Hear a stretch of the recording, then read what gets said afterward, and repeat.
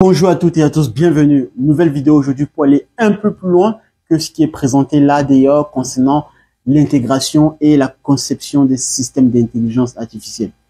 Aujourd'hui, j'aimerais vous parler d'un sujet éminemment technique, mais néanmoins très important pour pouvoir mieux comprendre ce qui se passe réellement aujourd'hui des grandes entreprises de la Big Tech, de la Silicon Valley et même au-delà, parce que évidemment le sujet que je m'apprête à vous présenter est un sujet qui est vraiment à destination surtout des personnes en tant qu'ingénieurs ou des personnes qui conçoivent et créent réellement au bout des doigts des systèmes intelligents. Alors, on va rester sur l'aspect donc des LLM, qui est vraiment le cas d'usage le plus récurrent et le plus en avant sur l'intelligence artificielle. Bien que, je rappelle, l'intelligence artificielle ne se limite pas qu'au LLM.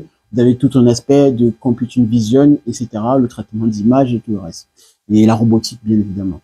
Alors, de quoi allons-nous parler? De quoi vais-je parler dans cette vidéo? Je vais m'adresser ici aux personnes qui souhaitent entamer la question véritable de l'amélioration de la recherche d'informations au sein des grandes bases de données intelligentes, au sein des grandes bases de données dans lesquelles nous allons intégrer des mécanismes capables d'aller rechercher la bonne donnée, la bonne information et la restituer auprès de l'utilisateur. Aujourd'hui, la méthode ou le mécanisme par lequel le plus souvent on passe, et c'est vraiment ce mécanisme qui est totalement intégré dans quasiment les secteurs d'intelligence artificielle sur les LLM, c'est donc la recherche vectorielle. Dans la recherche vectorielle, je vous ai déjà parlé de cette méthode à foison.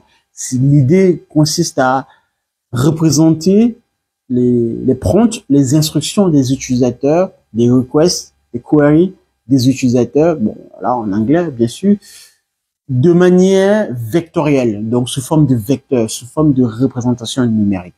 C'est-à-dire que l'utilisateur, il pose une question, donc il entre un prompt. Nous, donc la représentation, elle est vectorielle, comme ceci. OK? Donc, c'est un vecteur qui encapsule la donnée ou l'instruction précise de l'utilisateur. Cette instruction, justement, est envoyée au sein d'une grande base de données géante qui contient elle-même également le tas de vecteurs dans lesquels on va pouvoir, cette fois-ci maintenant, et c'est là où j'en viens, et c'est le point central de cette vidéo, faire des comparaisons ou aller trouver des mécanismes de correspondance, voilà, de notre vecteur numérisé avec les autres vecteurs se trouvant dans cette base de données en question. C'est ça le principe de la recherche vectorielle. Alors, quand je m'adresse à des personnes qui souhaitent aller très loin dans l'intelligence artificielle, c'est parce que j'estime que nous sommes dans une ère où la technologie évolue à grande vitesse V. Donc, pour celles et ceux qui souhaitent innover, qui ne souhaitent pas juste recopier ce qui a déjà été fait, mais qui souhaitent apporter une plus-value et une connaissance qui pourrait aller au-delà et permettre évidemment la recherche scientifique et l'exploration d'autres concepts, notamment avec l'implémentation des outils mathématiques. C'est l'idée vraiment de cette vidéo, c'est de pouvoir vous proposer là tout de suite une méthode que je trouve en tout cas utile à maîtriser, et de manière générale, je vais essayer de généraliser, de globaliser cette méthode-là. Alors, parce que elle est essentielle. D'ailleurs, je vous en parle parce que l'idée principale de cette vidéo m'est venue par le fait que c'est en regardant des documentaires et en lisant des articles de la NSA, c'est un article bien évidemment, que je me suis dit qu'il était essentiel de parler de ce sujet. Dans la recherche vectorielle, donc qui est donc le principe de correspondance, d'aller faire des correspondances de comparaison entre le vecteur numérisé de la question de l'utilisateur avec d'autres vecteurs se trouvant déjà dans la grande base de données géante, voilà, qui contient des milliards et des milliards d'autres vecteurs numérisés. Toutes les méthodes utilisées jusqu'ici sont des méthodes avec des erreurs, des incertitudes. Bien sûr, ces incertitudes sont quantifiées, sont analysées et sont bien priorisées pour améliorer l'efficacité de toutes les méthodes. Vous allez prendre notamment si vous utilisez des algorithmes de type côté Facebook, développé par Facebook AI Similarity Search, ou bien d'autres algorithmes de type NSW, d'autres algorithmes que, par exemple, Spotify utilise, bref, ou Scan côté Google, d'accord? Quels que soient ces algorithmes que vous utilisez, dans tous les cas, vous avez un pourcentage d'erreur qui correspond au facteur, entre guillemets, d'estimation de la précision de l'algorithme en question. L'idée générale, c'est de pouvoir toujours améliorer l'efficacité de la recherche vectorielle, donc de pouvoir donner à l'utilisateur l'information riche, cohérente et juste, bien sûr. Ne pas s'éloigner, ou en tout cas être très loin de la réponse que devrait avoir l'utilisateur. Alors, dans cette recherche vectorielle, l'article que j'ai lu côté NSA, c'est parce que je me suis dit que la plupart des ingénieurs qui sont formés aujourd'hui, et notamment en France, parce que c'est aussi le parallèle que je souhaite faire dans cette vidéo, c'est que lorsque on parle de la question de l'intelligence artificielle en France, bien que pour l'instant nous avons Mistral qui est vraiment la seule start-up qui, entre guillemets, rivalise avec les géants de la tech américains ou chinois, c'est que moi déjà, je l'ai déjà dit et j'assume le parti pris. La France, pour moi, a perdu ou est en train de perdre en fait la bataille de l'intelligence artificielle. Pourquoi? Pour la simple et bonne raison que le creuset qui devrait alimenter les prochaines générations donc de start-up, d'évoluer et la prochaine vague de la manière dont l'IA avance à grande vitesse V, la prochaine vague d'individus capables de pouvoir supporter cette recherche en question n'est pas formée. Et cette vague, en fait, se constitue pour moi à la base de l'éducation, à la base de l'outil et de la compréhension des sciences mathématiques. Si aujourd'hui, vous avez des étudiants, des collégiens ou des lycéens qui ne sont plus capables d'intégrer l'outil mathématique, d'aller en classe préparatoire scientifique, d'effectuer des études assez poussées en mathématiques, en relation avec un champ de vision d'application tel que dans les universités américaines, cela est fait, Berkeley, Stanford, MIT, tout le reste. En France, je suis persuadé, et c'est ce qui est en train de se passer depuis belle lurette, vous n'allez pas avoir des prochains concurrents, des prochaines startups américaines qui arrivent. Lorsque Donald Trump, par son administration, alloue ou présente un budget de plus de 500 milliards de dollars sur la construction de grands centres de data centers en France ou même à l'échelle européenne, je ne vois pas d'équivalence à ce niveau-là.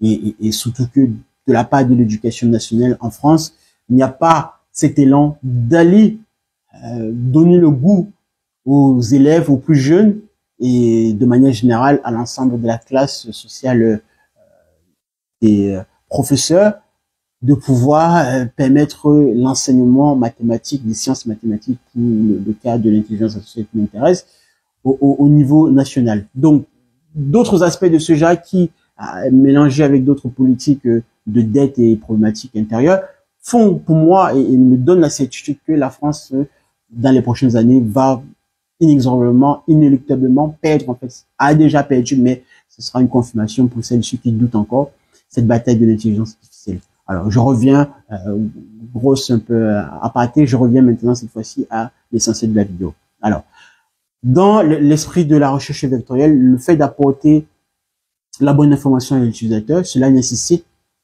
de la conception pure et dure avec une implémentation accrue du développement et du déploiement des algorithmes que je vous ai cités. Alors, quel que soit l'algorithme que vous utilisez, dans tous les cas, c'est un schéma de graphe qui est utilisé. Donc, par exemple, lorsque nous avons, je dessine ici des nœuds, d'accord? Imaginons que nous ayons des millions de nœuds, comme ceci. OK? Chaque nœud que vous voyez là est un vecteur qui correspondrait potentiellement à la réponse qu'un utilisateur pose au niveau de l'interface d'un agent conversationnel. Dans l'esprit de la recherche vectorielle, c'est d'aller à partir d'un point de départ, ici par exemple, de ce nœud, essayer de trouver le bon nœud qui correspondrait à la réponse de l'utilisateur. Donc, comme je vous ai dit, quel que soit le nœud ici, cela peut être un candidat.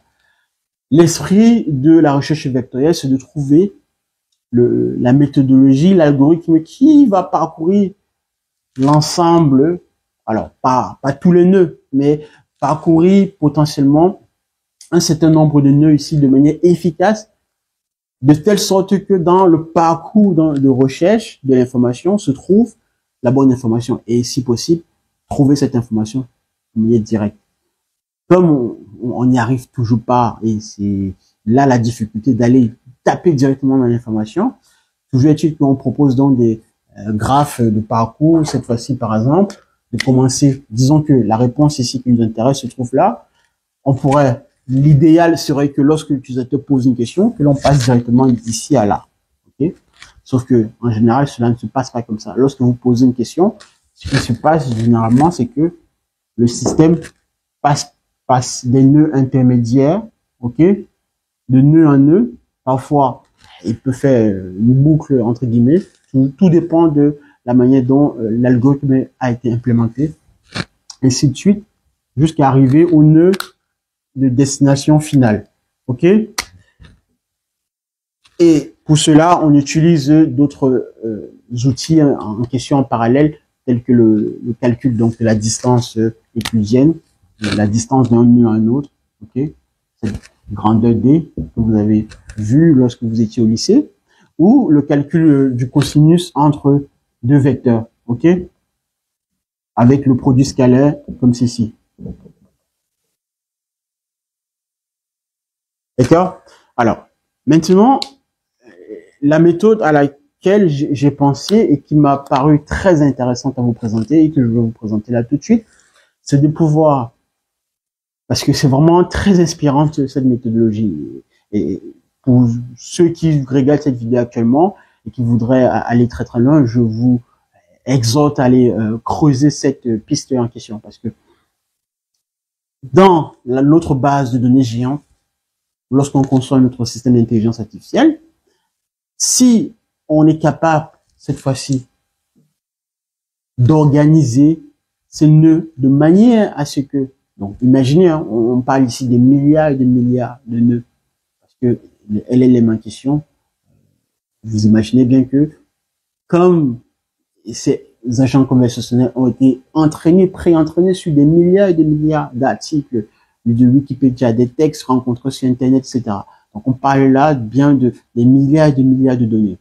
Alors, l'idée maintenant, c'est que si on est capable, en tant qu'un ingénieur qui a vraiment l'esprit innovateur, de trouver la bonne méthodologie d'organisation de ces nœuds dans une base de données géante de manière efficace, de manière à ce que lorsque l'utilisateur pose sa question, donc quel que soit l'utilisateur, quel que soit X en tant qu'utilisateur utilisant le système, et là on parle potentiellement donc des millions et voire quasiment des milliards d'utilisateurs, donc quel que soit l'utilisateur, trouver la correspondance directe dans la base de données qu'on a pu organiser.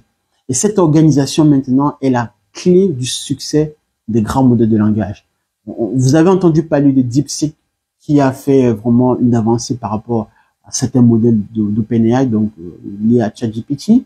C'est parce que cette startup en question chinoise a amélioré une partie de la recherche vectorielle côté OpenAI, côté ChatGPT. Toujours est-il que ça, c'est le cœur du nœud, c'est le cœur du problème. Et aujourd'hui, donc, l'idée centrale qui m'a paru vraiment très, très innovatrice et très, très vraiment pointue, c'est de trouver une organisation basée en relation entre la recherche vectorielle et les cercles, en fait. Et les cercles concentriques. C'est-à-dire quoi? C'est-à-dire que vous avez, par exemple, donc, disons, nos données ici, d'accord? quelque part, on pourrait dire que ces données sont un peu placées de manière disparate. L'idée ici, c'est de pouvoir faire quoi? C'est de pouvoir utiliser la notion des cercles concentriques. À partir d'un seul point, donc qui va être considéré comme le centre, ok? Donc on va placer un point ici qui est le centre. À partir de ce point, on va construire des cercles concentriques qui vont passer plus ou moins sur l'ensemble des nœuds que nous avons ici. Donc par exemple, un premier cercle, ok? Bon, considérons que ça c'est le premier cercle, ok? Un deuxième cercle, un troisième, un quatrième, et ainsi de suite, jusqu'à le maximum possible qu'on est capable de construire comme un cercle concentrique. Alors, maintenant, je pense que quand vous voyez ce tableau, c'est quand même un tout petit peu différent de ce que je vous ai présenté tout à l'heure. Pourquoi? Parce que cette fois-ci, maintenant, je peux quelque part prendre n'importe quel point, donc n'importe quel nœud, ici, là, là, et le situer par rapport à un cercle concentrique que j'ai dessiné. Donc, c'est-à-dire que si je prends ce nœud qui est ici, rappelez-vous, ça c'est un vecteur, ça c'est une information qui potentiellement pourrait être donnée à un utilisateur. Donc, je sais que ce nœud qui est ici, qui représente donc un vecteur d'embedding, la notion d'encapsulation de l'information basée sur la question posée par un utilisateur, je sais que ce nœud ici se trouve de manière paramétrique sur ce cercle qui est donc repérable par son rayon ici. Ok, d'accord? Et là, ça tombe bien, j'ai pris un nœud qui se situe directement sur un cercle concentrique. Mais même si je n'ai pas un nœud qui est forcément sur un cercle concentrique, je sais au moins que, par exemple, si j'ai un nœud qui se trouve là, donc disons entre deux cercles concentriques, je peux plus ou moins le situer donc par rapport en termes de distance proche et de distance éloignée, soit au premier cercle ou soit au deuxième cercle. Ça me permet de faire quoi? Ça me permet dans tous les cas de savoir à quel point je suis proche de la réponse qu'un utilisateur pourrait demander. Alors, voilà une méthodologie qui pourrait permettre l'organisation des données au sein d'une base de données géante capable de recevoir des milliards et des milliards de données des utilisateurs, donc des informations que les utilisateurs pourront potentiellement recourir à l'avenir. Ce qui veut dire quoi? Ce qui veut dire que ici, nous avons un système paramétrique, c'est-à-dire que tous les cercles possèdent donc un même centre. Mais par contre, tous les cercles n'ont pas le même rayon. Donc la distance, la grandeur du rayon, elle est variable. Donc nous avons un rayon comme ceci. Cette configuration vous rappelle quelque chose. OK? Voilà en quoi est-ce que l'on peut combiner deux notions mathématiques très essentielles. La notion de cercle concentrique, et la notion de recherche vectorielle pour l'organisation des milliards et des milliards de données d'informations au sein d'une base de données géante. C'est vraiment très, très pointu pour ceux qui essayent en tout cas de s'intéresser à l'intelligence artificielle avec un point de vue très critique, parce que rien n'est figé pour l'instant, je vous le garantis. Je travaille sur des projets très innovants, très pointus, et je m'adresse uniquement à celles et ceux qui voudraient aller plus loin. Vous allez comprendre que ce que je suis en train de vous dire est vraiment très, très efficace. Pourquoi? Parce que dans cette méthodologie, qu'est-ce qu'il y a? Il y a le fait que, là, je vous le dis tout de suite maintenant, retenez ceci, c'est que quand on veut concevoir des systèmes assez poussés dans la partie des LLM, on peut partir sur la base que cette méthodologie, les cercles les plus extérieurs, donc les cercles ayant des rayons de très très grande valeur, seront les cercles indexés aux informations générales, aux informations publiques que les utilisateurs auront. D'accord? Et en l'occurrence, donc par exemple, si je prends le cercle le plus grand rayon, on va dire généralement que ce sont les questions banales posées par les utilisateurs le plus souvent. Maintenant, en se rapprochant de plus en plus vers le rayon, vers le centre, pardon, en se rapprochant donc de plus en plus vers le centre, donc en se rapprochant de plus en plus vers les cercles de petite taille, on pourra considérer que ce sont des informations très spécifiques ou confidentielles. Tout dépendra de l'objectif qu'on voudra donner à ces informations-là au sein de notre base de connaissances, au sein de notre indexation. Voilà. Voilà l'utilité de vous présenter cette méthodologie. Pensez-y, parce que ça, ce n'est qu'une manière, entre autres, parce que d'autres méthodologies existent également, mais j'ai réfléchi à cette méthodologie en journée et je me suis dit qu'il était essentiel de faire cette vidéo pour pouvoir proposer des méthodes et des schémas de pensée. L'idée, c'est de ne pas rester dans des carcans déjà prédéfinis de ce qui est déjà en train de se faire. Aujourd'hui, on est purement dans la recherche vectorielle le plus souvent, mais vous pouvez combiner la recherche vectorielle avec la mise en place de systèmes de cercles concentriques pour pouvoir organiser la donnée, les informations au sein d'une base de données géante pouvant recueillir et porter des milliards et des milliards de vecteurs d'embedding. Alors, je vais maintenant effacer et vous généraliser cela de manière mathématique très simple, mais l'idée de base, c'était celle-ci. Alors, pour être au point, c'est-à-dire quoi? Vous avez ici, pour rappel, l'équation, donc sur un plan, bien sûr, 2D, bien évidemment, un plan euclidien, l'équation d'un cercle, c'est quoi? Vous avez ici x, alors, x moins a au carré, moins plus y moins b le tout au carré égale à r au carré. Donc, vous avez ici un cercle de coordonnées, ok, A, B et de rayon R. D'accord? Alors, ici, par rapport au système que je vous ai présenté, nous avons un système de cercles concentriques. Donc, ça veut dire que nous avons des cercles donc de coordonnées X. Donc, AI au carré plus, on va dire, Y moins B, I au carré, RE, l'indice I au carré. Donc, nous avons des cercles de centre AI, BI et de rayon RI. OK? Plus R est grand, plus nous avons des données générales, des informations générales que le public a l'habitude de recevoir. Et plus nous avons R petit, donc les RI, en l'occurrence, et plus nous nous dirigeons vers des informations très spécifiques ou confidentielles. Voilà ce qui est essentiel à retenir.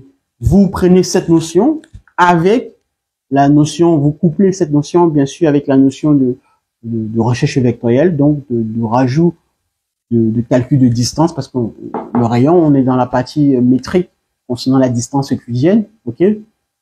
Vous avez un schéma d'organisation d'une base de données contenant des données, des informations correspondantes aux prompts posés par les utilisateurs. D'accord? Je vais m'arrêter là. On s'abonne, on like et vraiment, je pense que, alors, je le dis de manière solennelle parce que j'ai l'impression que je parle souvent de manière un tout petit peu décalée. Ça, je le sais. C'est-à-dire que je sais très bien que il est difficile de pouvoir vulgariser, de pouvoir démocratiser ce genre de sujet sur ce genre de plateforme parce que le plus souvent, les gens préfèrent aller uniquement dans du sensationnel, dans des vidéos chocs, dans des vidéos où on vous présente le plus souvent des prototypes assez déjà bien filmés et tout le reste, mais je peux vous garantir que quelqu'un qui travaille réellement dans l'intelligence artificielle et qui conçoit des systèmes véritablement très innovants et qui ne se contente pas surtout d'observer et de recopier ce qui se fait par l'industrie,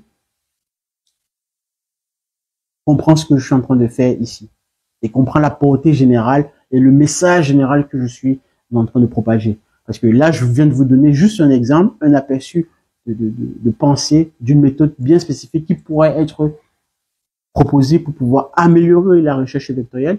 Toujours est-il que maintenant, à partir de ce cas d'usage de cette pensée de base comme matrice, vous pouvez la généraliser avec le fait que vous prenez les courbes elliptiques, vous prenez les coniques, vous prenez d'autres courbes que l'on pourrait matérialiser sur un plan euclidien, combiné avec de la recherche vectorielle, vous avez des méthodes d'organisation infinies, bien sûr.